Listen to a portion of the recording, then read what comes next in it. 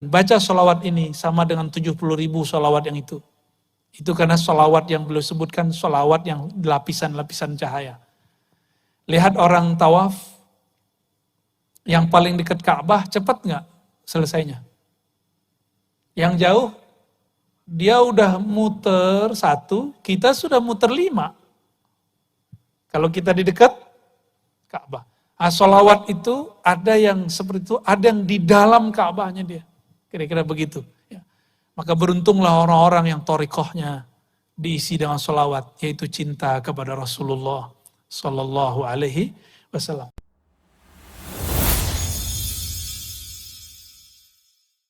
Alhamdulillah, ini purnama di atas. Semoga hati kita juga terang seperti terangnya purnama. Amin. Walaupun terangnya purnama bukan karena dia terang sendiri, tapi ada pelita yang meneranginya. Tapi jika ada yang menghalanginya, apakah rembulan masih terang sedia kala? Tentu tidak. Itulah yang disebut hijab. Maka insya Allah malam ini tema kita pulang kepada Allah. Kita akan mengambil tema hijab-hijab yang menghalangi kita pulang. Insya Allah. Mari sama-sama kita istighfar ya. Coba duduk yang tenang, yang santai, rileks, ikutin ya. Apapun posisinya, cari yang nyaman saja. Gak mesti bersimpu, bisa terserah yang nyaman ya. Mari kita baca syahadat. Asyhadu an la ilaha illallah. Ya sama-sama. Asyhadu an la ilaha illallah. Ya Allah, terima syahadat kami. Terima persaksian kami. Wa asyhadu anna Muhammadar Rasulullah. Ikuti.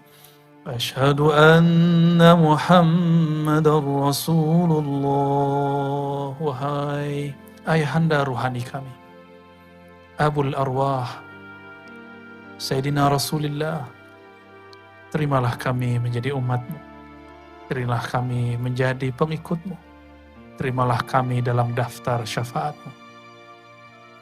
Kita baca Haikal Ma'arif ya. Ahad Dzatullah. Ayo sama-sama. Ahad Dzatullah. Ahmad Ruhullah.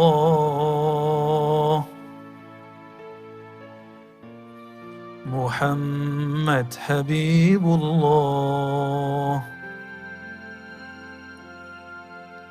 Al-Mahdi Khalifatullah.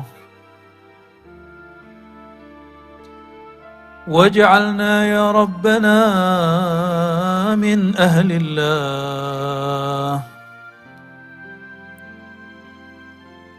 Jadikan kami ya Allah min ahlillah, bagian dari ahlullah. Al-Fatihah. A'udzu billahi minasyaitonir rajim. Bismillahirrahmanirrahim. Ar-Rahmanir-Rahim. Iyyaka na'budu wa iyyaka nasta'in. Shiratal ladzina an'amta 'alaihim ghairil maghdubi 'alaihim waladdallin. Istaghfiru rabbakum innahu kana ghaffara. Astaghfirullah. Ya, sama-sama. Astaghfirullah. Ya Allah, ampuni dosa pandangan mata kami. Astaghfirullah. Ya Allah, ampuni pandangan kami yang salah memandang. Memandang kepada yang haram. Bahkan memandang tidak dengan memandang ada af'al perbuatan. Memandang kosong kepada segala sesuatu. Astaghfirullah. Ya Allah, ampuni dosa pendengaran telinga kami. Dosa lisan kami. Dosa tangan dan kaki kami, dosa perut dan kemaluan kami. Dosa dari ujung rambut sampai ujung kaki. Ya, sekali lagi. Astaghfirullah. Itikadkan nama Allah membersihkan kita dari ujung kepala sampai ujung kaki. Biar tambah mantap, dibayangkan seperti itu. Astaghfirullah. Astaghfirullah. Masuk ke dalam kolbu. Buang, akui kepada Allah. Di dalam kolbu ada dosa sombong. dosa lalai mengingatnya, dosa iri dengki kepada makhluknya.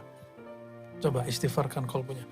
Astaghfirullah, ya Allah ampuni dosa kalbu kami, dosa hati kami, dosa iri dengki kami, dosa sombong kami, dosa yang kami sadari, dosa yang kami tidak sadari, dosa orang tua kami, dosa ayah ibu kami, dosa guru-guru kami, dosa para pemimpin kami, ulama kami, guru-guru kami, keluarga kami, semua yang hadir malam ini. Ampunkan kami semua ya Allah. Ighfir lana wa lahum ya Ghaffar ya Ghafur. Al-Fatihah. Bismillah. Ya Allah. Siratal ladzina an'amta 'alaihim ghairil maghdubi 'alaihim. Amin. إن الله وملائكته يصلون على النبي يا أيها الذين آمنوا صلوا عليه وسلموا تسليما اللهم صل وسلم عليه الصلاة والسلام عليك يا سيدي Rasul. Baik, ya zikirnya kalau ahwalnya turun nanti ada ahwalnya, nanti saya kasih zikir nafas di akhir ya. Insya Allah zikir tahan nafas nanti di akhir. Pas sudah mulai dingin-dinginan, pas dikasih ntar ya. Insya doa aja supaya Allah izinkan ya. Yang tadi itu cuma conditioning supaya kalbu kita tidak terganggu sama yang lain, makanya tidak banyak-banyak ya. Yang membuat seorang hamba ketika Allah panggil, ya ayyatuhan nafsul mutmainnah, irji'i ila rabbiki radiyatan mardiyah. Jadi kita diundang, itu ayatnya.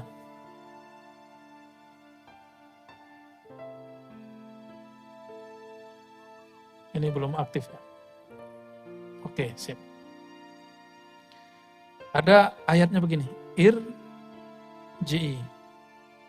Ini anggap saja bahasa Arabnya benar ya. Irji'i ila rabbiki. Irji'i itu artinya pulanglah. Jadi kita dipanggil oleh Allah, wahai jiwa yang sudah tenang, pulanglah. Judulnya kita apa nih? Jalan menuju pulang. Jadi udah pas judulnya nih Paman ini. Dapat inspirasi dari mana nih? Dari ayat ini. Ini satu-satunya ayat yang menyuruh kita pulang. Kemana pulangnya? Ila rabbik. Ya. Wah, baru kenalan nama ininya. Oke, rabbik. Jadi disuruh pulang itu kepada Rabb. Nah, disinilah kemudian ada penghalang antara kita dan Allah Subhanahu wa Ta'ala. Nah, penghalang ini itu disebut dengan hijab. Nah, ini yang akan kita bahas. Hijab ya. Yang paling sering menyebutkan hadis mengenai hijab itu Al-Imam Al-Arif Billah Al-Qutub fi zamanihi Abu Hamid Al-Ghazali. Abu Hamid Al-Ghazali. Beliau wafat tahun 505. Sekarang tahun berapa? Hijriahnya? 1443. Di dalam kitab beliau, Ihya Ulumuddin dan kitab Mishkatul Anwar, begitu juga kitab-kitab yang lain, ada Ar-Risalah Al-Laduniyah, itu menyinggung masalah ini. Udah berapa tahun ini? Udah berapa tahun ini? Jadi beliau sudah pernah membuka ilmu ini. Maka saya bukan orang yang pertama yang membukanya. Maka jika ada ulama menyaksikan saya buka ilmu ini, berarti mereka kurang update aja sama kitab-kitabnya. Ya.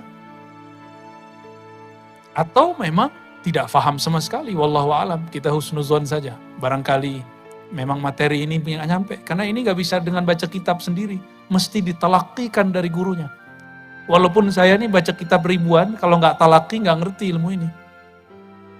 Ibn Arabi nulis juga, beliau wafat tahun 638. 638. Judul kitabnya, bahasa Arabnya nih, Al-Hujub, hijab-hijab.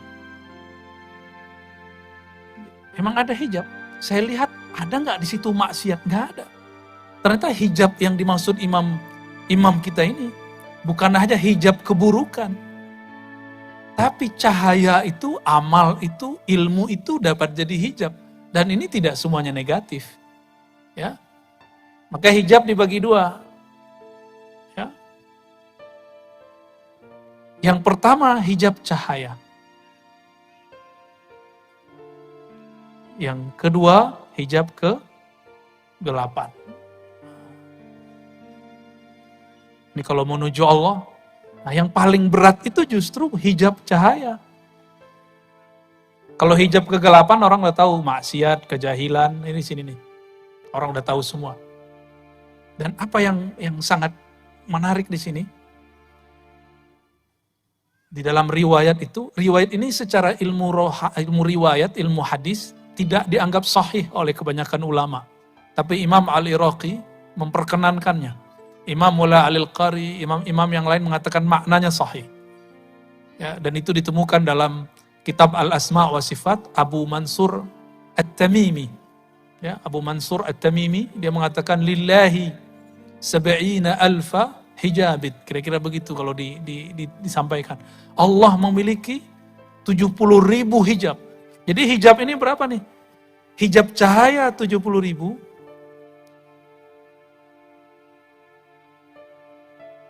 Ini 70.000 nih. Hijab kegelapan 70.000. Banyak apa dikit tuh? 70.000, Pak. Ini gimana cara ceritainnya? Ya. Dan di dalam 70.000 itu ada lagi hijab 70.000. Jadi satu hijab diurai jadi 70.000 lagi. Jadi 70.000 kali 70.000. Ini kita kalau mikirin gini jadi putus asa. Ya. Aduh. Kata pasukan arwah tadi, mana panglimanya tadi? Pak Bandi ya. Saya bilang, Pak Bandi, nama antum itu tahu nggak nama apa? Bandi itu bahasa Persia artinya cahaya. Ya, artinya apa? Cahaya, itu hijab itu. Beliau meriwayatkan bahwa dulu Abah Guru sekumpul bilang kalau Al-Kutub atau Al-Ghaus dia melewati 1.000.000 makomat. Saya tambahin dalam 1.000.000 ada 1.000.000. Dalam satu makom itu ada lagi makom banyak. Hijab itu nikmat, tapi juga ujian. Nah, ini kita urai, kok bisa ya hijab itu nikmat? Kita ambil dulu nih hijab cahaya sebelah sini. Itu hijab. Hijab gelap. Islamnya cahaya. Apalagi nih. Pernah nyantri, berarti punya ilmu. Ilmu itu hijab. Hijab cahaya. Kapan dia menjadi hijab kegelapan? Kalau saya merasa berilmu. Nah ini yang terjadi. Banyak pada ulama. Makanya ulama itu jika mereka sedang tergelincir, efeknya dahsyat. Karena kalau ulama tergelincir, dia bawa dalil. Dia akan menggunakan dalil untuk membenarkan kekeliruannya. Itu hijabnya sudah tambah lapis-lapis. Di dalam itu ada 70.000 kegelapan, kira-kira begitu. Jika dia tidak ada mursyid, murabbi, wali yang menyelamatkan dia nggak akan selamat. Inilah yang dialami oleh Imam Abu Hamid Al-Ghazali. Hijab ilmu. Orang di zaman itu nggak ada yang lebih alim dari beliau lah. Apa yang beliau pelajari, yang beliau katakan, yang menjelaskan itu jadi ilmu yang mustaqil, yang sangat pakar beliaunya. Tapi di situ Imam Ghazali merasa kesepian. Ngomongin Allah tapi tidak merasakan Allah. Ya. Bicarain Nabi Muhammad, tapi kok nggak bisa nangis. Nggak bisa rindu. Istighfar, menjelaskan makna istighfar dahsyat. Tapi membuat kolbu kita tersentuh dengan istighfar dia nggak bisa. Maka Imam Al-Ghazali kemudian mengalami kesepian yang luar biasa sehingga dia tidak bisa berbicara hampir sebulan. Dalam satu riwayat dikatakan bahwa 15 hari. Itu Imam Ghazali. Karena hijab tadi dia menyadari, kok ada hijab dalam diriku. Nah, Imam Ghazali nggak selamat sampai ketemu seorang imam namanya Abu Ali Al-Farmadi atau Farmadi. Di Indonesia ada orang namanya Permadi ya.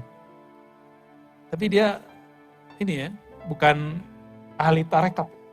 Sepertinya ahli kebatinan.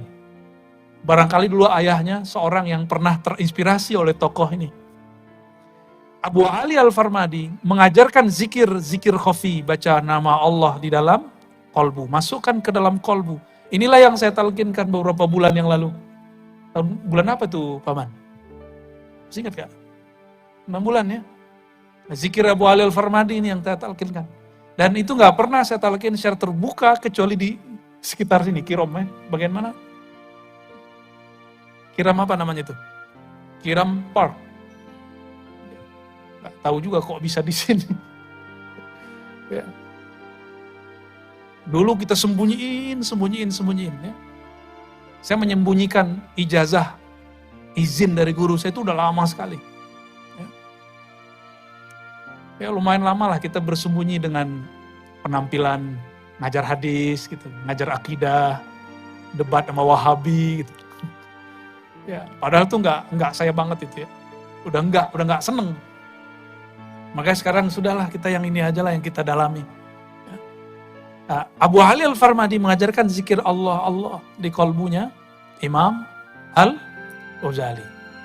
Atas dasar itulah Imam Ghazali kemudian nulis di kitab Ihya, di kitab Kimyaus Sa'adah, di banyak kitab bahwa menyebut nama Allah itu salah satu yang bisa membuka hijab.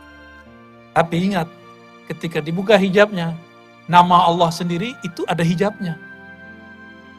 Gitu. Per huruf itu ada hijabnya, bayangkan.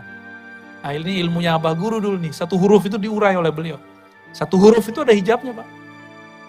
Alif itu ada hijabnya. Makanya aneh jika ada seorang ilmuwan atau kiai mengatakan huruf itu tidak ada makna sampai dia terangkai. Berarti dia nggak mengerti hakikatul huruf. Alif lam mim itu ada maknanya, maka jadi satu ayat. Alif lam ra ya. Apa lagi? Alif lam apa lagi? Alif lam mim sad, ada ha mim kaf ha ya ain sad. Itu ada maknanya semua. Sayyidina Ali kalau doanya pakai kaf ha, ya, ain, sad. Apa yang diminta jadi. Sayyidina Ali. Dan riwayatnya sahih. Diriwayatkan oleh Ad-Darimi As-Saghir ya. Ad-Darimi yang akidahnya agak kurang oke, tapi dia meriwayatkan ini. Kaf, ha, ya, ain, sad. Itu kaf itu ada maknanya sudah. Ya. Ini kaf sudah ada maknanya. Ha udah ada maknanya, ya. Oh. Dan jika ada habaib yang menentang tentang ilmu huruf, berarti dia sedang menentang datuknya. Sahibul Ratibul Haddad, siapa namanya? Al-Habib? Al-Habib?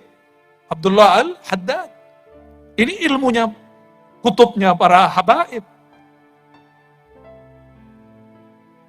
Dalam kitab Tasbitul Fuad, ya, apa kata Al-Habib Abdullah Al-Haddad? Huruf-huruf ini disebut dengan huruf nuraniyah. Huruf-huruf nuraniyah. Makanya ribat tuh kita kasih nama nuraniyah. Itu bacanya nuraniyah.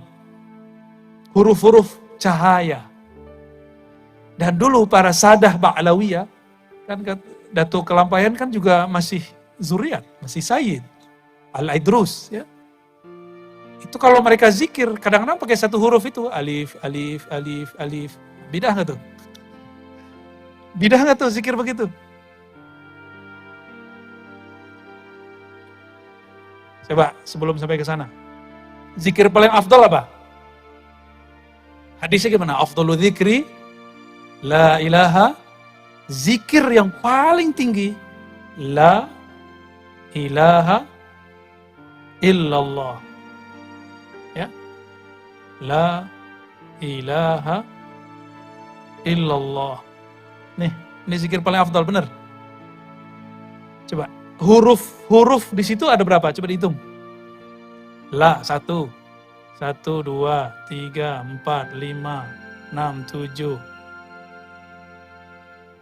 8, 9, 10, 11, 12. Benar. Ini dalam satu mazhab, nggak dihitung tasdidnya. Tanpa ada huruf alif, jadi nggak la ilaha illallah? Jadi nggak? Nggak jadi, coba buang satu huruf. Kita buang nih. Ya.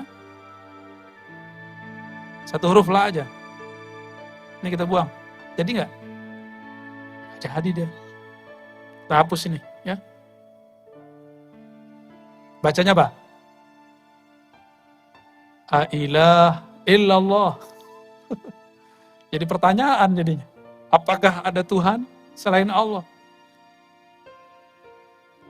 Atau alifnya kita panjangin. Lamnya kita panjangin, alifnya kita hapus. Jadi begini. Lah. Maka baca la ilaha illallah, di saat kita masih sadar, mesti sesuai dengan makharijul hurufnya. La ilaha illallah. Beda kalau sudah jazbah, sudah ekstase. Itu bunyinya apa aja boleh. Ya. Tapi kalau belum, mesti dikembalikan kepada hurufnya. La ilaha illallah. Kan lama-lama tambah kenceng tuh, boleh. Setelah datang halnya. Kalau belum datang halnya nggak boleh. Jadi satu huruf itu penting. Inti dari la ilaha illallah di mana? Apa ayat kursi? Coba ayat kursi depannya apa? Allahu la ilaha illa. Nah, coba lihat. Ngantuk gak? Kalau ngantuk kita bubar deh. Coba lihat. Allahu la ilaha illahu. Kalau yang biasa kita zikirkan apa? La ilaha illallah. Kita biasa zikir begitu. Dalam bahasa Arab, lafaz yang ini, ya, lafaz illallah, ini disebut isbat. Apa arti isbat? Gak ada namanya isbat kan? Aman. Isbat itu artinya menancapkan, menetapkan dalam kolbu. Kalau bagi orang belajar talqin, dihentakkan di dalam kolbu, itu diisbatkan. Maka kita kalau waktu talqin masih ingat gak? La ilaha. Nah, ini rahasia. Jadi Allah itu memilihkan illa. Coba baca il. Menghentak ke bawah gak? Illallah. Jadi ketika il itu kita sudah menghunjam ke dalam dada ini. Illallah. Itu namanya isbat. Ya. Isbat. Ya. Itu namanya. Isbat itu ditetapkan, ditancapkan dalam kolbu. Biji apa yang ditancapkan? Cinta kepada Allah Subhanahu wa ta'ala. Kalau sering-sering, banyak-banyak, kolbu kita luas, tenang aja. Kolbu itu ranahnya, tanahnya, ruangnya lebih luas daripada Kirom. Lebih luas ini mah nggak ada apa-apanya ini. Lebih luas dari langit dan bumi. Maka dalam hadis qudsi yang maknanya disepakati oleh ahlullah, para wali-wali Allah, ma wasi'ani ardi wala samai. Tidaklah dapat menerima pandanganku, tajalliku, ya, langit dan bumi. Innama wasi'ani qalbi abdil mu'min. Yang mampu menerima cuma kolbu hambaku yang percaya, yang mengisbatkan. Jadi iman itu isbat di kolbu. Jadi syarat orang talqinnya sukses, dia harus percaya dulu sama gurunya, bahwa gurunya bersambung kepada Rasulullah Sallallahu Alaihi Wasallam. Kalau nggak masuk kalimah ke dalam kolbunya. Nah ini isbat namanya. Suatu kali Imam Abu Bakar Asy-Syibli, murid daripada Al-Junaid, kawan daripada Al-Hallaj. Tapi sebenarnya Syibli ini juga belajar kepada Al-Hallaj. Kata Imam Asy-Syibli, dia lagi sekarat.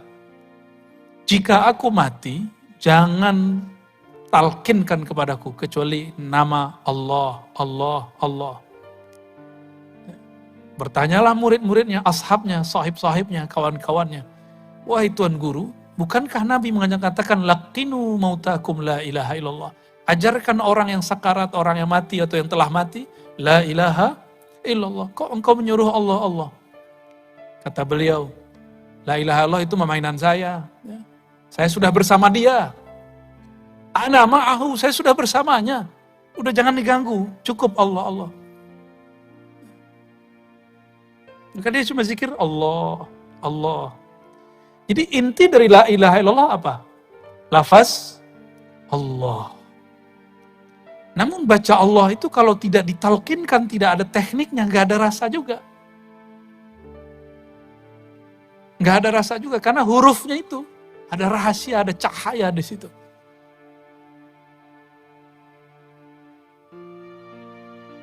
Satu huruf itu ada rahasia di situ. Nah, nanti kita buka. Coba lihat. Allah. Di ayat kursi dan ayat kedua Ali Imran, Allahnya taruh depan. Allahu la ilaha illahu. Sekarangnya nama Allah diganti dengan huwa. Ya. Ini kita benerin dikit deh. Hu. Hu itu, huwau dalam bahasa Arab itu cuma zaidah. Asalnya cuma begini. Atau begini aja. Silakan cari kalau yang pakar bahasa Arab, silakan dicek. Apa fungsi waw di situ. Jadi asalnya cuma hu. Nah, hu itu kembali kepada lafaz Allah.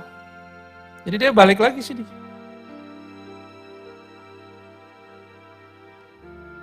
Apa arti hu? Apa mana hu? Kalau terjemahan biasa apa? Bahasa Inggris he. Cocok logi gitu. Hu, he. Cocok apa cocok logi? Ah, udah jawab sendiri deh ya. Hu, he. Huwa. Ya. Tapi dari dulu kita bacanya hu.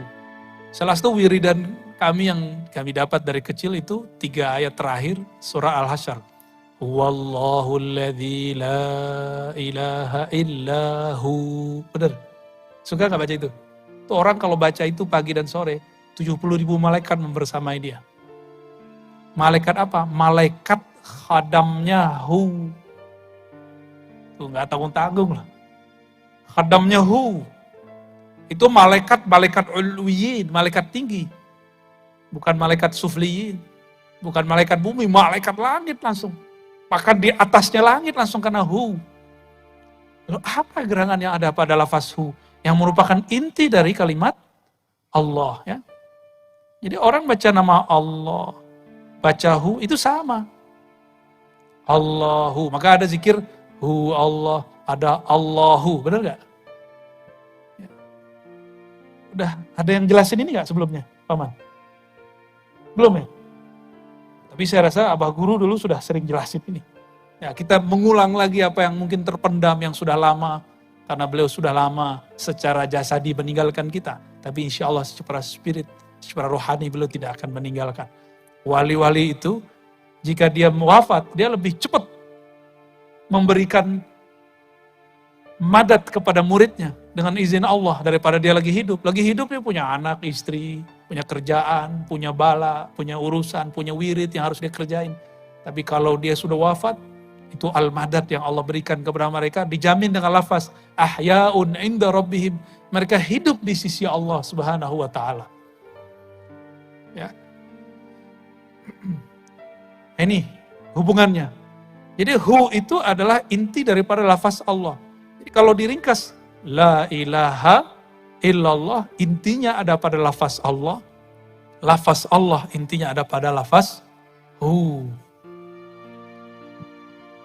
Atas dasar itulah kenapa zikir la ilaha illallah zikir paling afdal. Karena ada satu huruf ini, hu itu. Coba ambil nafas. Buang. Itu bunyi nggak? Kalau pakai hidung. Buang. Kalau dibunyiin dikasih huruf itu bunyinya apa? Kalau dikasih huruf apa? Alif atau ba atau ta atau ha? Itu apa? Kira-kira yang pas apa? Ha?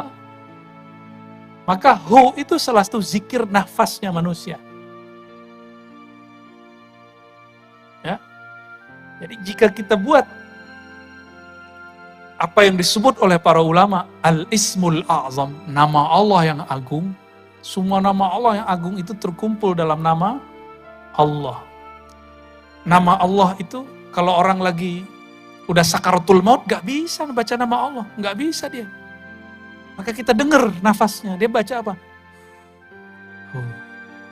Nah, di dalam ilmu zikir ini dibunyikan. Itu dibunyikan. Maka percaya atau tidak, membaca hu itu sama dengan baca la ilaha illallah. Tapi bukan pahalanya, maknanya. Karena hu itu adalah inti atau ujung daripada lafaz la ilaha illallah. Kalau orang udah nyampe di ujung, ngapain dia balik gitu. Itu jawaban Imam Asyibli. Jawaban Imam Asyibli. Namun kita berdoa, kalau kita wafat semoga dengan kalimat yang sempurna. La ilaha illallah. Habis itu mau pakai Allahu bebas ya. Yang penting ada syariatnya dulu. Maka kita bagilah. La ilaha illallah ini zikir lisan. Ya. Ini lisan. Allah itu kolbu. Hu itu zikir apa? Mau dikasih nama? Ini zikir nafas. Zikir nafas. Coba baca la ilaha illallah kalau masuk WC, makruh nggak? Makruh, bener. Kalau lagi sholat, kita baca apa masuknya? Allahu Akbar. Kenapa pakai Allahu Akbar? Padahal afdhalu dzikri la ilaha illallah. Maka ini untungnya kalau orang tahu nafasnya. Maka dia bisa berzikir dengan nafasnya. Ya, jadi kita ini bisa berzikir tanpa menyebut. Itulah zikir hu. Ya. Oleh Al-Qutub Asy-Syahir Syekh Muhammad bin Abdul Karim Samman, beliau mengajarkan zikir hu itu dengan tahan napas. Diambil, lidahnya dikunci, lalu kolbunya baca hu Allah. Gitu. Apakah itu bid'ah? Enggak. Bid'ah dari mana? Kul huwallahu ahad ada lafaz huwallah enggak? Coba lihat. Kul huwallahu ahad. Katakan hai Muhammad, huwallah ahad. Ini bisa dibagi satu. Ini zikir sendiri. Ini sendiri, ahad sendiri. Ya, ini sudah 3 zikir udah. Ini digabung, udah jadi 4. Digabung lagi. Huwallahu ahad, udah jadi 5. Udah 5 macam zikir sudah. Jadi bagi ahli zikir, ahli rohani, lafaz begini, itu emas semua. Dipretelin satu-satu juga bermakna. Nah, saya punya seorang guru, zikirnya hu itu aja. Hu naik, hu turun, hu naik. Saya ketemu seseorang yang dia terkenal di dunia keartisan, ya, yang suka memberikan hiburan bagi kita, saya nggak usah sebut, itu zikirnya hu Allah. Tadi udah 5 ya, itu dibalik. Allahu udah 6. Hu ahad udah 7. Tuh, banyak zikir itu bisa. Jadi oleh ahli ilmu zikir, nggak ada di Quran itu yang dibuang. Satu huruf itu bermakna. Satu huruf bermakna. Dan satu huruf itu cahayanya, Masya Allah. Ya. Di antara huruf-huruf itu, yang paling tinggi adalah huruf-huruf yang disebut dalam huruf muqatta'ah. Alif lam mim, alif lam ra, itu paling tinggi itu. Nah, oleh Al-Habib Abdullah Al-Haddad disebut dengan al-huruf an-nuraniyah. Huruf-huruf cahaya. Huruf-huruf cahaya. Dan disebutkan oleh beliau, dulu para sahabat Nabi, kalau mereka dagang, Abdurrahman bin Auf itu seorang kontraktor, juga seorang bisnis. Kalau bawa barang antar negara, dia tulislah semua huruf-huruf muqatta'ah. Alif lam mim, alif lam ra, alif lam mim, semua ditulis. Lalu dia berdoa, ya Allah, berkah huruf-huruf cahaya ini, maka jagalah barang-barang kami. Dan itu gak ada barangnya yang terganggu, yang dirusak satupun. Gak ada perompak satupun. Apakah Al-Habib Abdullah Al-Haddad ngaco, halu? Kan enggak. Itu hakiki. Itu hakiki semua. Ya. Nah, kembali ke hijab. Ya. Apabila kita berzikir nih, merasakan satu getaran. Jangan merasa senang dulu. Getaran itu namanya hijab cahaya. Bisa nangis? Waktu talqin kemarin banyak yang nangis ya. Jangan senang dulu. Nanti dalam tangis itu ada syaitan yang dulu bertahun-tahun bisa nangis. Dia sudah tahu pengalaman kita di dalam kolbu. Makanya zikir tadi ada zikir lisan, ada zikir kolbu, ada zikir nafas. Semuanya harus diisi, kalau enggak syaitan masuk. Apa kata syaitan? Waduh, kamu nih suci sekali hatinya. Zikir kok bisa nangis? Ya. Kolbumu sangat bening. Pernah ngerasa gitu nggak? Terus pura-pura ngambil ini. Nah, biar kedengaran sama orang. Biar kedengaran sama orang samping. Wah, samping saya orangnya nangis nih. Hatinya tersentuh nih. Hati-hati. Itu cahaya, tapi dalam cahaya itu ada hijab. Apa yang terasa saat itu? Merasa diri suci, itu namanya ujub. Maka Imam Ibnu Mubarak, saya pernah membahas ini di luar, mengatakan ada satu riwayat, kata beliau, nangis itu ada 9 macam. Ada 9 macam tangisan.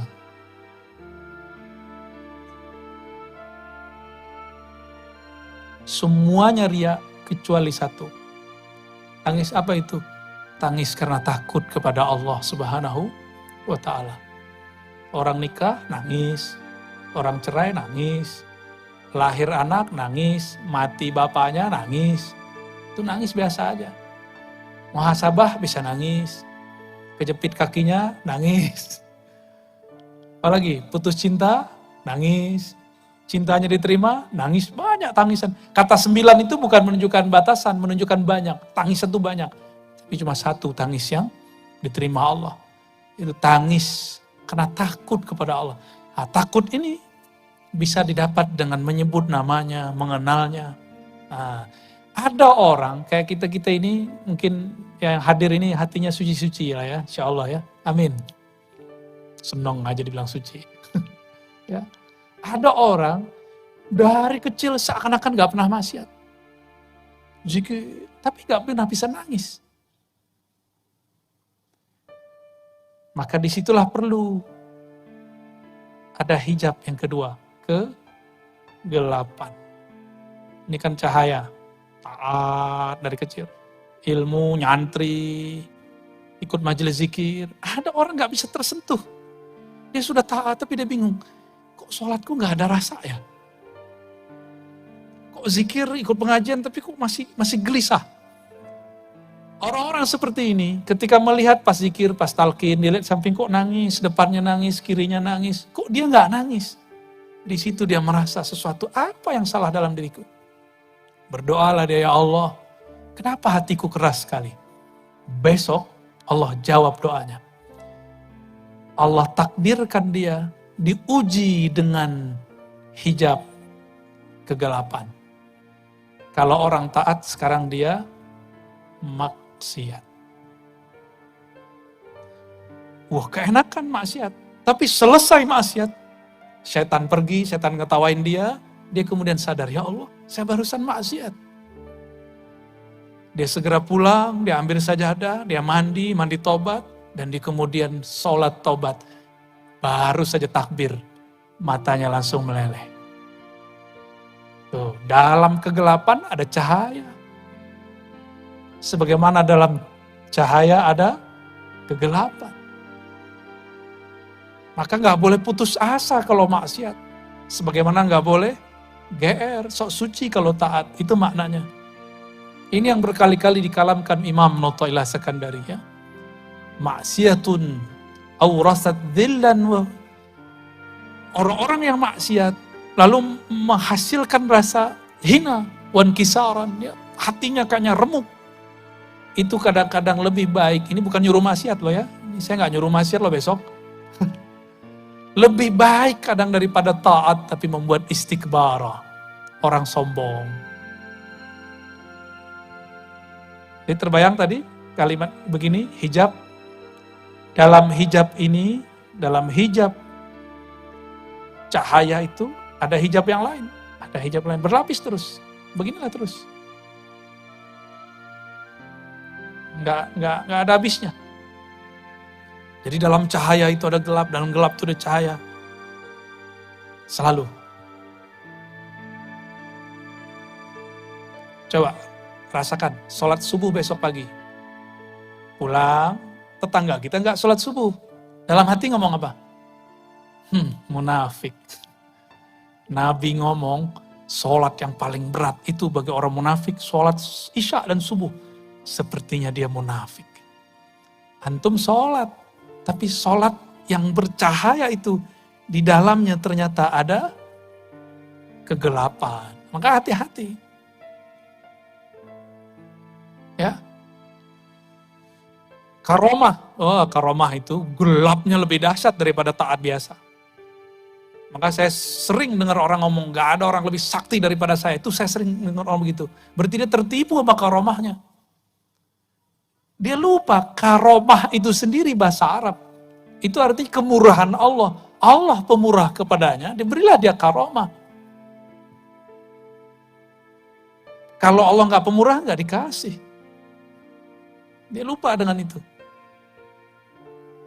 Maka suatu kali ada seorang murid dahulu, dapat ijazah dari gurunya, kamu sholawat nih, ntar ketemu Nabi. Sholawatlah dia bertahun-tahun gak ketemu Nabi. Sampai dia kemudian hampir syak. Tapi dia ingat-ingat wajah gurunya, gak jadi syak.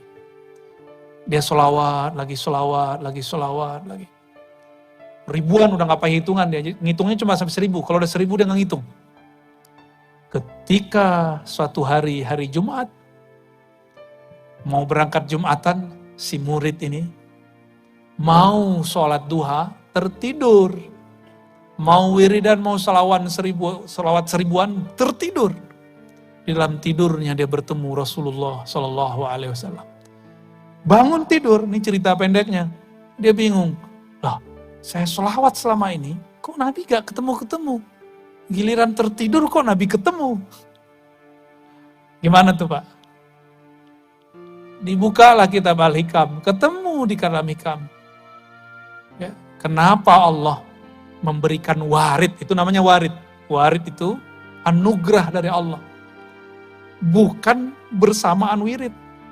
Supaya seorang murid tidak merasa dia mendapatkan warid karena wiridnya.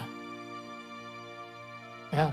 Jadi ini jawaban bagi yang sudah beramal selama ini, yang ngamalin sholawat ini, sholawat itu, pengen kaya baca waqiah ya. Kok nggak kaya-kaya? Kaya sih ya, kayak orang kaya, tapi bukan kaya. Kenapa? Karena kita diberikan warid anugerah bukan karena wirid itu. Tapi karena Allah memang ingin memberi. Kapan Allah ingin memberi? Di saat hamba sudah siap untuk menerima. Ya, di saat hamba sudah siap untuk menerima. Jadi kalau dapat wiridan, zikiran dari guru, dari mursyid, amalkan aja. Kan dulu kita punya password. Masih ingat gak waktu talqin kita bacain? Ilahi anta maksudi. Hafal ya? Coba baca sama-sama. Ilahi anta maksudi wa ridhaka matlubi. Ya Allah, hanya Engkau tujuan kami. Hanya ridhomu yang kami cari. Allah ridhonya apa? Ridhonya sekarang gak dapat rasa, udah ridho aja. Kan Tuhan kita bukan rasa. Allah sekarang ridhonya, kita ini kemudian kalau zikir hambar, ridho aja. Bukan berarti guru kita gak sakti. Kok gak ada rasa ya? Bukan salah guru, bukan salah siapa. Emang Allah lagi gak mau ngasih. Ya. Kita datang nih, misalnya nih ada yang datang bawa proposal ke Paman Birin. Udah 30 hari gak dikasih-kasih. Itu berani gak bentang Paman Birin? Paman, gue udah kasih proposal kok gak dikasih-kasih juga? Kok gak dibales? Berani gak gitu? Sama makhluk gak berani loh. Masa sama Allah berani? Dan berapa banyak orang ngomong sekarang, saya sudah doa sekian kali, kok Allah gak kasih?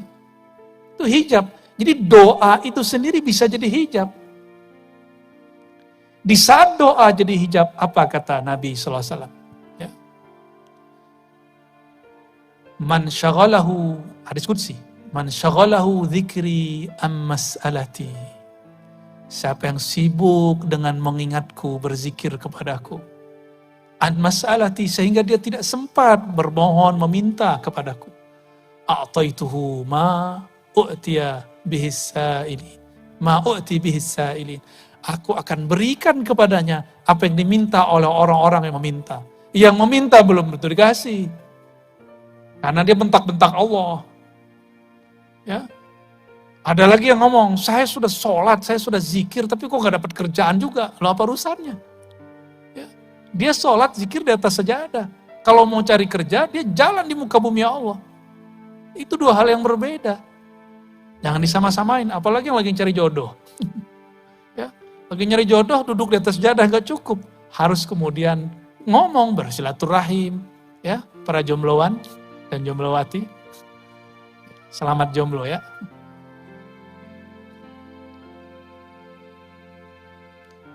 Nah, hijab ini kita ambil satu tadi ya. Kita ambil nih hijab. Ini hijab zikir.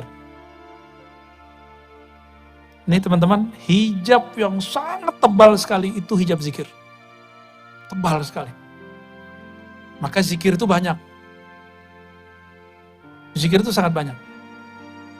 Tapi hijabnya hijab cahaya. Dulu waktu saya berkhalwat 40 hari, kami diuji oleh guru-guru kami, mursyid-mursyid kami. Jadi disuruh zikir malam hari 12.000 kali sekian. Besok pagi, nah nanti dilihat ujiannya, besok pagi atau sore. Sore kita mau berbuka, nanti pada ngobrol. Waduh, hari ini saya ngantuk sekali. Kenapa? Malam tadi zikir 12.000 kali 7. Jadi hijab gak tuh? Dia zikir 12.000 kali 7, itu cahaya. Tapi dia sebut zikir itu jadi gelap, namanya ujub. Ada lagi satu lagi, wah ente banyak amat zikir begitu. Saya belum sampai 1.000, itu sudah fana. Padahal dia ketiduran. Ngorok. Tahu-tahu udah subuh. Ketiduran disebut fana. Tahu fana ya? Karam. Tenggelam dalam nama Allah. Enggak, dia enggak tenggelam kok, dia ketiduran kok. Ah, lu cemen, baru nggak nyampe. Saya 1.000 aja udah hilang. Udah fana. Masa 7 kali 12.000 nggak fana-fana. Ada satu yang diam. Yang diam ini merasa, gue diam aja deh. Kata guru nggak boleh pamer. Ini yang paling benar. Dia merasa benar. Maka hari itu nggak ada yang lolos. Satu pun nggak ada yang lolos. Malam besok zikir lagi terus lah begitu. Adalah 10 hari. Saya nggak tahu saya lolos apa enggak tuh. Kenapa bisa begitu? Ternyata iblis yang dulu namanya Azazil itu ahli zikir dan saya udah sering membahas itu. Azazil berzikir berapa lama? 18.000 tahun. Ada yang pernah zikir selama itu? Kayaknya 18 menit sudah langsung fana. Ya, 18 menit zikir langsung hilang. Tahu-tahu sudah subuh. Ya, orang ketiduran disebut fana. Enggak, fana enggak begitu. Fana itu ada yang diingat sebelum fana. Getarannya dahsyat sekali. Ketika kalimah itu sangat berat, baru namanya fana, kayak pingsan. Nah, kalimah itu berat. Dulu Sayyidina Musa minta, nah ini kisah yang sudah sering saya bacakan, minta supaya dikhususkan kalimah, tapi Allah cuma kasih la ilaha illallah. Minta lagi, ya Allah khususkan dong. Apa kata Allah? Ya Musa, ini kalimah engkau timbang dengan langit dan bumi, lebih berat kalimah itu. Kolbu kita belum siap, masuk kalimah itu pingsan. Maka zikir itu jangan hanya dengan jantung, jangan hanya dengan otak, gak kuat. Itu yang membuat seseorang bisa hilang dalam zikir. Maka berzikirlah dengan kolbu. Kolbu sanggup menahan derasnya kalimat Allah. Ya, jadi sekuat apapun kalimat Allah itu datang, dia akan sanggup. Tapi bergetar-getar. Nah, namanya ekstase kalau bahasa orang kampus. Kalau bahasa sini apa ya? Orang kalau zikir badannya gerak-gerak itu namanya apa? Tahu nggak namanya apa? Orang Banjar nyebutnya apa? Hah? Masbuk. Kirain masbuk sholat. Ya, bolehlah. Masbuk atau masbuk itu mungkin dari kalimat sabaqal mufarridun ya. Sabak. Kalau di Sumatera dulu di kampung saya kita nyebutnya jazab. Jazbah. Ketarik. Ketarik oleh kalimat itu. Ya, bayangkan nih kalimah masuk ke bumi, hancur bumi. Maka dalam kacamata ma'rifatullah, jika ada longsor di suatu tempat, itu berarti Allah bertitah di bukit itu atau di tanah itu, maka dia jadi longsor. Pasti ada asbabnya. Itulah makna, "Lau anzalna hadzal Qur'ana ala jabalin, ara'aitahu khashi'an mutasaddi'a." Kalau diturunkan Quran ke gunung, hancur lebur. Ya. Jadi di kolbu kita ada nama Allah satu saja. Dan istiqomah nama ini ditahan di dalamnya sampai mati. Itu nama lebih berat dari langit dan bumi. Nah, tapi ada satu rahasia, teman-teman, sahabat-sahabat semua. Yang ditimbang itu amal. Jadi nanti di akhirat ada namanya mizan. Apa arti mizan? Timbangan amal, ya. Anggaplah ini timbangannya. Ini timbangan hanya menimbang amal. Kalau enggak amal, dia enggak timbang. Maka apa saja amal kita ditimbang.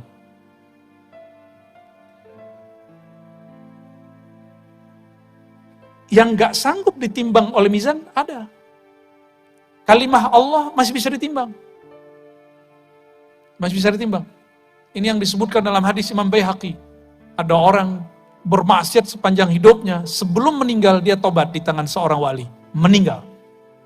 Sebelum mati, dia tobat. Di tangan seorang wali ini mengajarkan nama Allah. Maka dia meninggal, di kolbunya cuma ada satu modal, yaitu lafaz Allah. Di riwayat Imam Tirmizi, la ilaha illallah. Jadi ini digabung, sama aja. Ditimbanglah semua amal buruknya. Ditaruhlah di sini.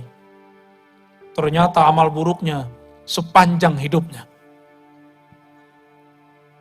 Dicari amal baiknya nggak ada. Nyapa orang nggak, ada orang nyapa dia bilang, apa lo lihat? Ada orang bantu dia bilang, yang so-soan, gue juga bisa. Malah nyuruh, lebih dari itu, malah nyiksa orang dia.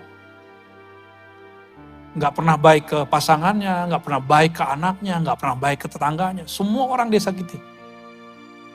Tapi di hatinya gelisah, dia mengatakan, ini nggak benar cara hidup begini. Maka dia datang kepada seorang wali. Ya. Wali ini mengajarkan nama Allah Subhanahu wa Ta'ala. Ketika sudah ditimbang, kira-kira kalau amal baiknya nih, ini kan baik nih, nggak ada isinya. Yang berat yang mana? Yang buruk. Ketika amal buruknya berat, Malaikat azab sudah siap ngikat dia dengan ikatan dari api neraka. Ya, udah siap nih. Tahu-tahu Allah berfirman, wahai para malaikatku, tunggu. Buka dulu kolbunya, buka dulu dadanya, siapa tahu ada sesuatu di dalam dirinya. Dibukalah dadanya, ternyata jantungnya menyebut nama Allah. Itu yang dia pegang sampai sebelum mati. Kata Allah, ambil itu. Ambil itu jantung, pindahin ke timbangan. Lebih berat mana? Lebih berat nama Allah. Maka yang sudah ditalkin beberapa bulan yang lalu, tolong diamalkan itu.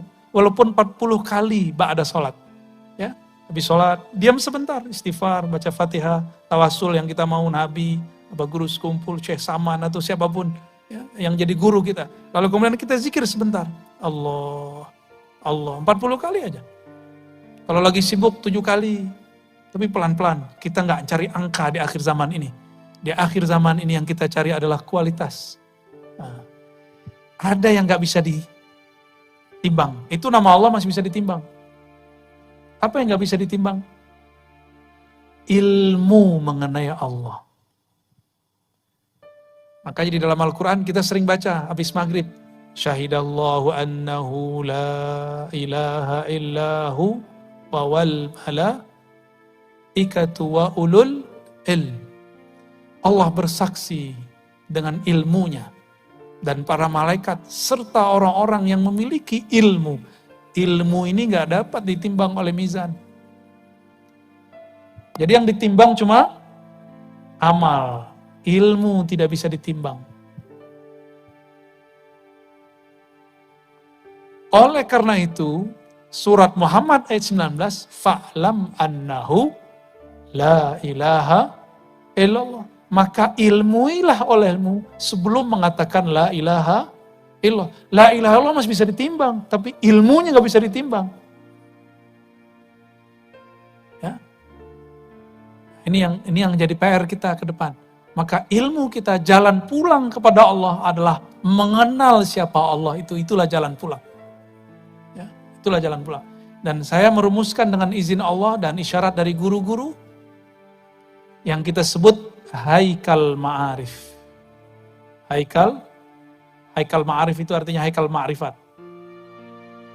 Kata orang Banjar apa? Ilmu ketuhanan. Tapi ini nggak tinggi-tinggi amat ya. Ini yang tinggi cuma gayanya aja. Itu yang kita baca tadi. Haikal ma'rifat. Apa bacaannya? Ahad Zatullah Ahad Ruhullah. Ini dia. Ya. Muhammad ini biasa yang dikenal itu Nurullah. Ini yang biasa dikenal.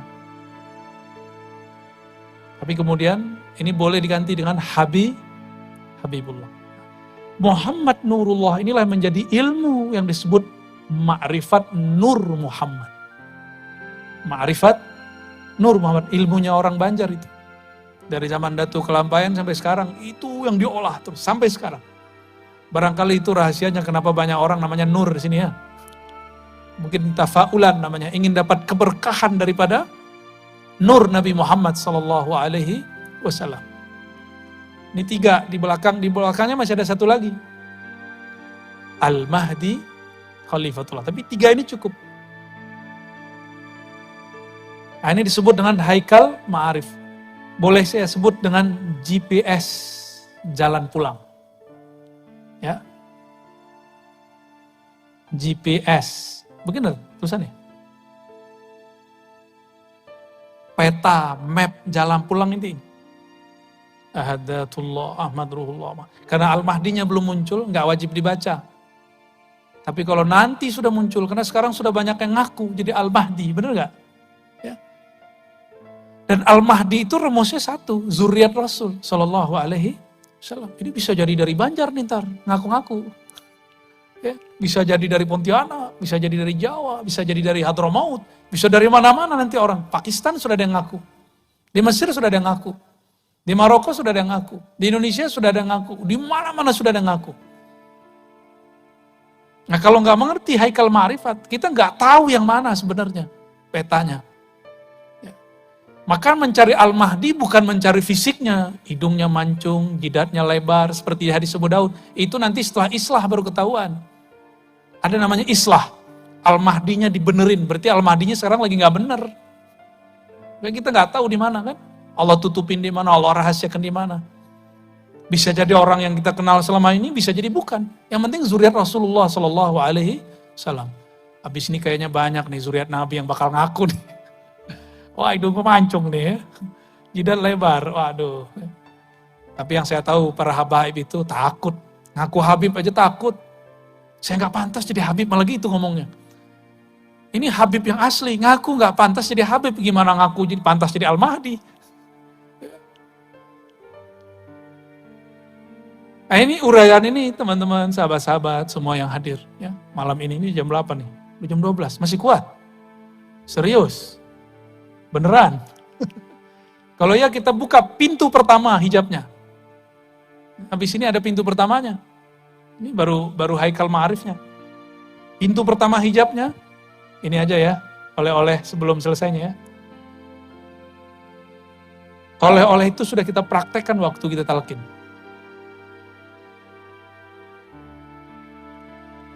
Jadi hijab apa saja. Jadi anggaplah kita akan menuju Allah. Maka banyak tangga-tangga di sini, jalannya macam-macam untuk menuju kepada Allah Subhanahu wa taala. Pintu gerbang pertamanya di sini itu bernama At-Taubah. Tapi bukan seperti yang kita bayangkan. Astagfirullah, bukan itu. At-Taubah. Taubat. Itu pintu hijab pertama. Mau pulang kepada Allah, ini pintu hijab pertamanya.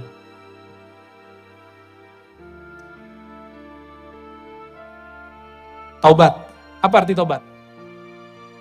Selama ini kan orang bilang, kalau sudah taubat nggak boleh maksiat.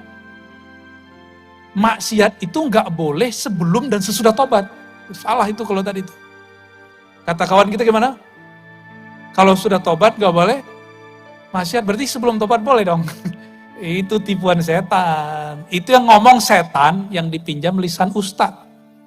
Ustadznya gak nyadar, dia lagi dipinjam. Karena setan itu mengalir di seluruh tubuh kita. Di pembuluh darah, di lidah ini ada setan. Nah, sebelum kita kajian, kita wajib berlindung kepada Allah, bertawasul kepada Rasulullah. Ini menurut saya loh ya. Maka kita diam dulu sebelum taklim, supaya darah kita ini nggak diganggu oleh syaitan. Ya. Apa kata syaitan tadi? Lewat dai yang kesurupan setan? Nih maaf nih kalau ada yang kesurupan setan ya. Itu kesurupan begini lebih bahaya daripada kesurupan ngamuk-ngamuk. Karena kesurupan begini kita bacain ayat, dikeluarin dalil sama dia. Kalau yang kesurupan, tinggal digini dikit selesai. Ya, bentar, paling lama 1 menit, 2 menit beres. Tapi kalau begini, bertahun-tahun dia bisa nggak beres. Apa kata dia? Kalau sudah tobat nggak boleh maksiat, keliru begitu. Maksiat itu nggak boleh sebelum tobat, saat tobat, dan setelah tobat nggak boleh. Paham ya? Terus kalau kita terjebak, itulah cerita. Kalau saya melakukan maksiat dengan tidak ada i'tikad bahwa itu halal, maka masih muslim. Itu yang kita tobatkan. Nah, maka at-taubah itu maknanya adalah an-nadam. Nadamun. Apa arti nadamun?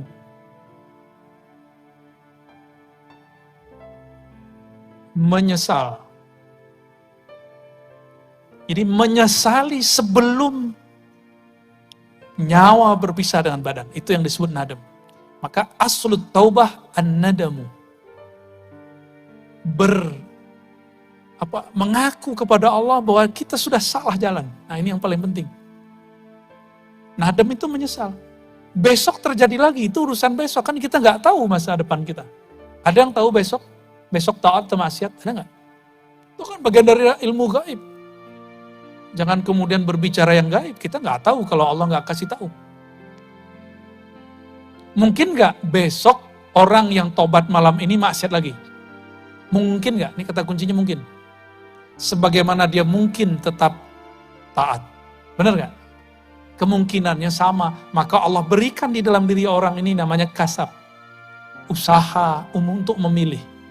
Ini yang kita pertanggungjawabkan nanti.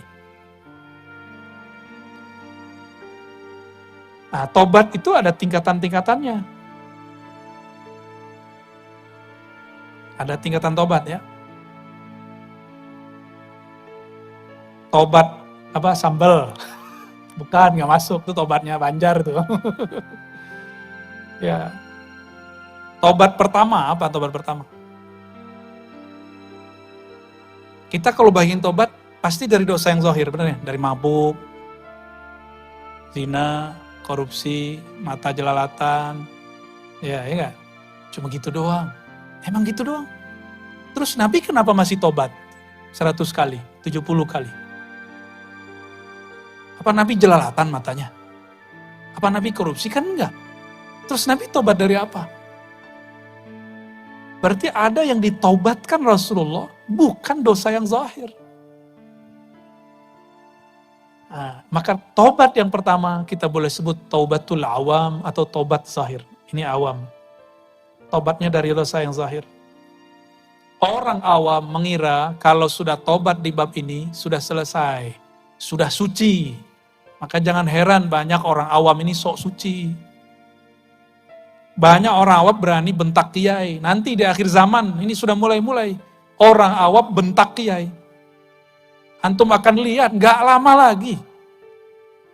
Guru-guru kita, mu'alim kita, kiai kita, habaib kita nanti dibentak oleh mereka. Cuma karena beda politik, beda torikot, beda mazhab, beda faham, nanti dibentak. Bentaknya gak tanggung-tanggung, pakai takbir. Soleh bener kan?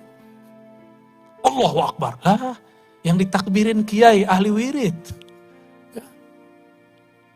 Yang ditakbirkan seorang kiai. Yang di kolbunya Allah sudah maha besar. Ya mantul lah nama Allah itu.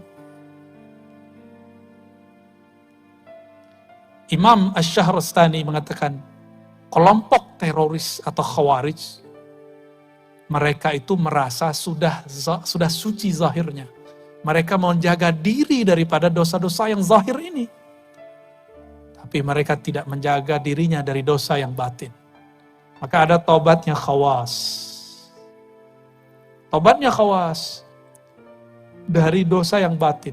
Batin ini kita sebut bukan kolbu ya, nafsiyah.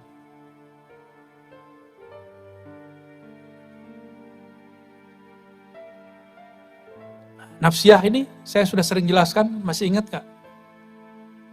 Karakter diri. Ada diri yang cenderung kepada kebinatangan ternak, maka sifat nafsiyah yang muncul serakah. Bahasa kitanya tamak, benar. Ya. Itu bahasa kita apa bahasa Arab tuh? Tamak, tomak ya. Apalagi syahwat. Nah, itu nafsiyah, bagian-bagian kebinatangan ternak. Siang tadi kita puasa, apa yang kemudian sedang dididik di situ? Itu emosi. Ya. Jadi dosa daripada emosi. Nah, ini yang kemudian lagi coba dibenerin. Hari ini masih emosi nggak? Ada komentar orang di Facebook, di WA, emosi nggak? Wah, masih belum lolos tuh. Ya, jangan balas. Kata Nabi, jika ada orang mencacimu, syatamahu, au qatalahu, falyakul inni shaim. Ada orang nyerang kamu, ngata-ngatain kamu, tolong katakan, saya sedang shaim. Apa arti shaim? Sedang menahan ini semua. Ini emosi. Nah, ini namanya sifat buas. Emosi, prasangka. Coba, siang tadi, walaupun puasa, pernah berprasangka nggak sama orang di depan kita lagi naik motor, naik mobil? Nah ada. Tuh, udah rusak puasanya udah. Gak diangkat, serius, gak diangkat sama sekali. Kan puasa mau naik nih, tanpa hijab kepada Allah. Puasa itu gak ada hijabnya. Nah ketika ini terjadi, ini menjadi hijab. Inilah hijab serakah, syahwat, emosi, prasangka. Nah ini hijab kegelapan, ada hijab cahayanya di sini. Nah, hijab cahayanya gimana? Puasa nih, teman kita di kantor nggak puasa. Kita bilang, ahli neraka kau. Padahal kan kita bisa berbaik sangka. Kamu sakit gula ya? Kan bisa begitu. Atau sakit gila. Ya. Kan bisa begitu kan?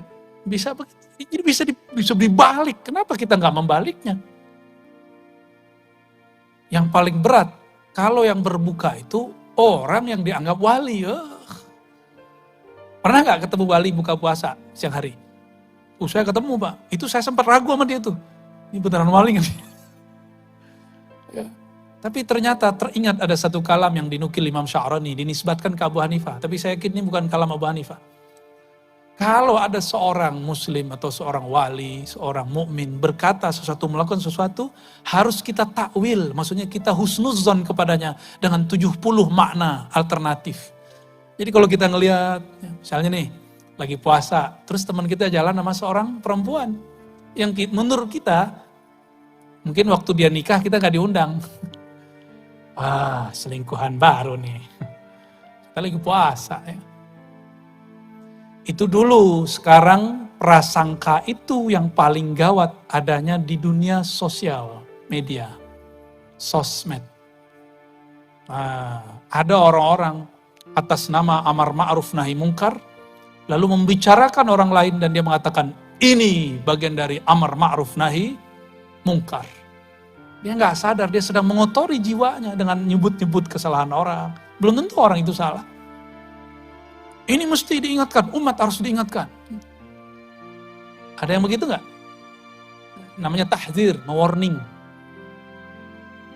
Udah jadi panitia kebenaran dia. Jadi yang dia tahzir berarti sesat. Kalau dia enggak, ya, lupa sama diri sendiri. Ya. Itu terjadi bukan di orang awam, pada ulama. Hati-hati. Di kalangan ulama itu terjadi. Atas nama membela kebenaran, dia kemudian melakukan kebatilan. Dan dianggap kebatilan itu boleh. Dianggap kebatilan yang dia katakan itu, ya, itu sebagai nasihat.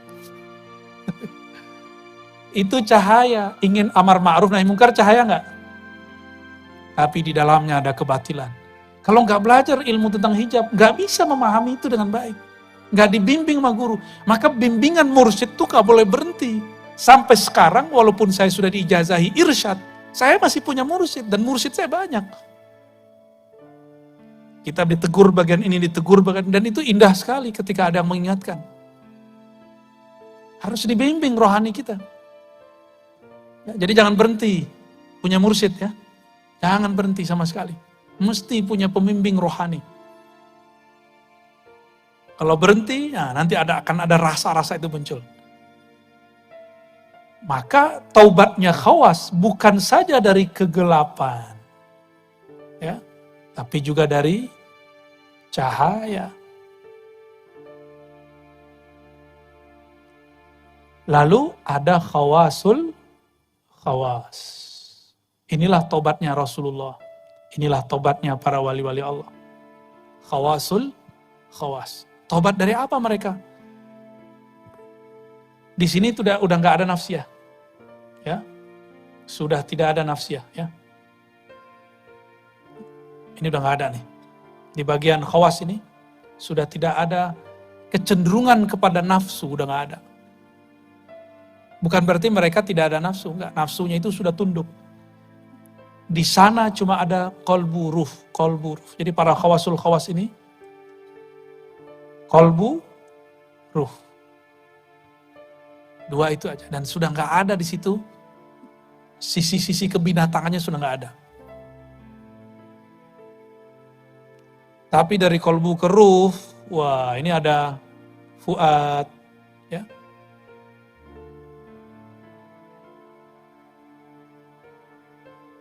Ada di situ lub. Ada di situ sir. Ini hijab ke sininya sudah 70.000, di sini 70.000. Ya kalau dikali-kaliin semua jadi jutaan jadinya. Maka seorang wali-wali besar itu tidak mungkin mereka kalau nggak dibantu oleh Allah, tidak dapat syafaat Rasulullah, tidak bersanad kepada guru-guru wali Allah, nggak mungkin bisa menembus ini. Kita mikirin satu aja udah berat, Pak.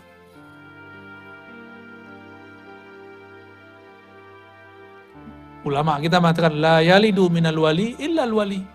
Maka jika ada seorang wali, kalau dia punya murid, pasti muridnya jadi wali. Pasti jadi wali. Gurunya wali syaitan, muridnya jadi wali syaitan. Berarti jangan senang dulu tadi ya. Wali apa dulu nih? Gurunya waliullah, muridnya waliullah. Kalau perkataannya Imam Sya'rani lebih dahsyat. La yalidu minal kalb ilal kalb. Gak lahir dari anjing kecuali anjing, gak lahir dari ayam kecuali ayam, gak lahir dari ular kecuali ular, gak lahir dari seorang wali kecuali wali. Itu kata-kata kasar dari beliau ketika beliau sudah gergetan dengan orang-orang yang sok-sok wali.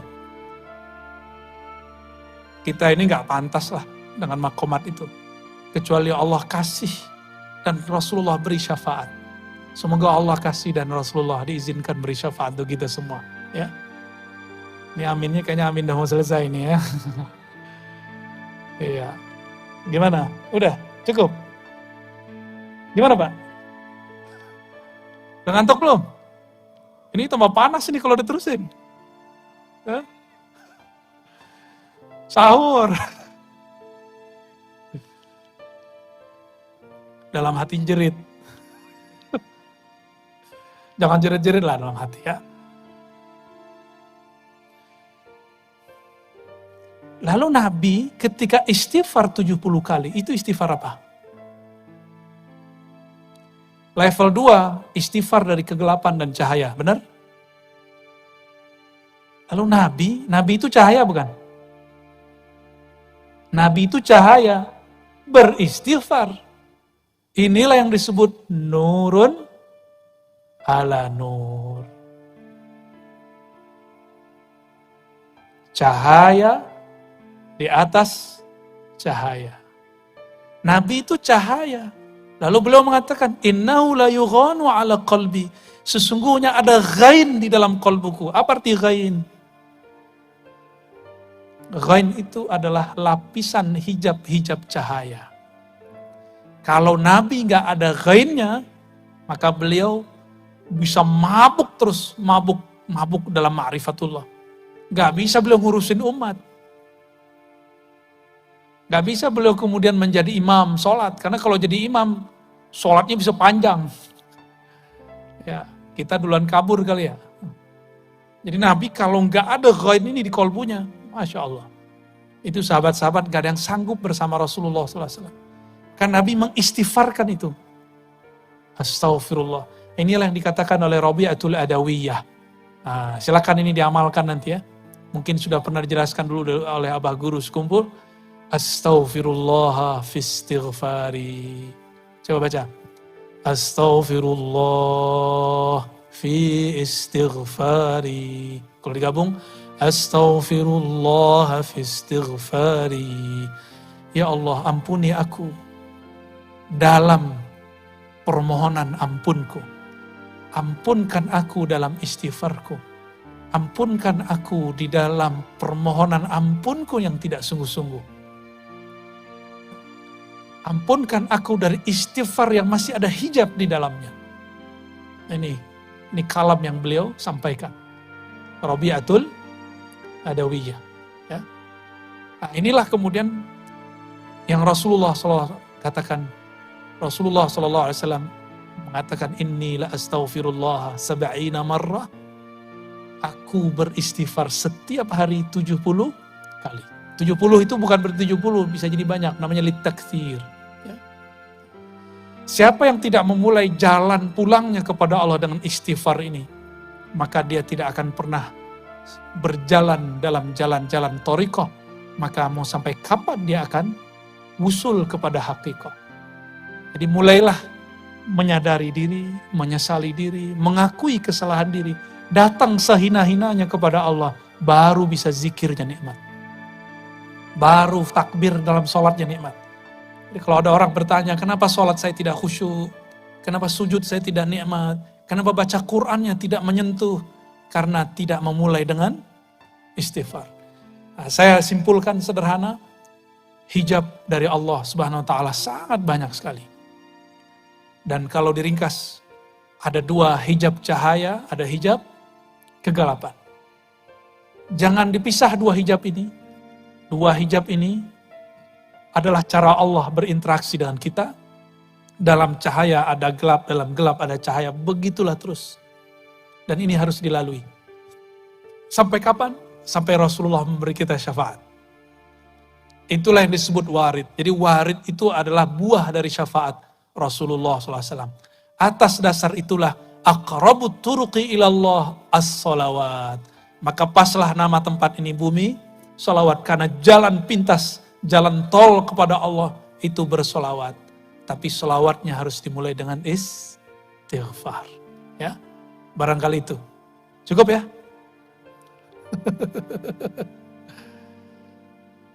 Insya Allah next time kita jelaskan solawat apa aja nih solawatnya.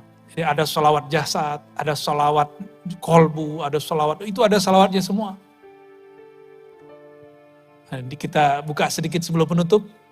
Kenapa Sidi Ahmad Tijani mengatakan baca solawat ini sama dengan 70.000 solawat yang itu. Itu karena solawat yang beliau sebutkan solawat yang lapisan-lapisan cahaya. Lihat orang tawaf, yang paling dekat Ka'bah cepat nggak selesainya? Yang jauh, dia udah muter 1, kita sudah muter 5. Kalau kita di dekat Ka'bah. Nah, solawat itu ada yang seperti itu, ada yang di dalam Ka'bahnya dia. Kira-kira begitu. Maka beruntunglah orang-orang yang torikohnya diisi dengan solawat, yaitu cinta kepada Rasulullah Sallallahu Alaihi Wasallam. Ya, saya rasa cukup karena sudah mulai kedinginan, sudah mulai teriak sahur, sahur. Karena sudah dikasih tadi zikir istighfar, zikir nafasnya dipending dulu. Ya, halnya belum turun ini. Gak tahu kenapa ya. Insya Allah lain waktu kita kasih zikir nafas insya Allah. Sekarang amalkan saja yang tadi. Astaghfirullah hafiz istighfari. Ampunkan ya Allah permohonan ampunku. Semoga Allah meridhoi siapapun yang hadir. Siapapun yang berjasa mengadakan kajian ini. Orang-orang yang datang pada malam ini. Orang tua kita, guru-guru kita semua. Semoga mereka dan yang hadir ini diridhoi oleh Allah. Bibarakatil Fatihah. Alhamdulillah. Alhamdulillah. Iyyaka na'budu wa iyyaka nasta'in. Shiratal ladzina an'amta 'alaihim. Allahumma rahmanir rahim, ya karim ya azim. Shalli ala nabiyyina Muhammad. Ya Allah, sampaikan salawat kami, rindu kami, salam kami, cinta kami kepada Nabi Muhammad sallallahu alaihi wasallam. Ya Allah, saksikan bahwa kami bersaksi, menyatakan, mengakui bahwa tiada yang berhak disembah kecuali Engkau. Bahwasannya Nabi Muhammad adalah kekasih Engkau. Nabi Muhammad adalah nur Engkau. Nabi Muhammad adalah Rasul dan Nabi Engkau. Allahumma ya Ghaffar ya Ghafur, ighfir lana dzunubana. Ya Allah, dosa kami sangatlah banyak. Dosa dari ujung mata sampai ujung kaki. Dosa mata, dosa telinga, dosa lisan, tangan dan kaki. Dosa yang kami sadari, yang tidak kami sadari. Dosa sombong di dalam diri. Dosa merasa suci di dalam nafsi. Ampunkan ya Ghaffar ya Ghafur. Hanya Engkaulah yang dapat mengampuni kami. Hapuslah semua maksiat dan noda hitam dalam kolbu kami. Allahumma ya muqallibal qulub. Wahai yang membolak balik hati kami. Malam ini kami masih bertawajuh menghadap kepada Engkau. Setelah ini kami tidak tahu ya Allah. Esok pagi kami tidak tahu ya Allah. Esok lagi kami tidak tahu ya Allah. Semuanya dalam ilmu yang gaib masih di sisimu ya Allah. Namun kami bermohon ya Allah. Jadikan kami minalladzina qalu rabbuna Allah tsumma istaqamu. Bagian dari orang-orang yang mengatakan Rabb kami, Tuhan kami, pencipta kami hanyalah Allah. Lalu mereka beristiqamah.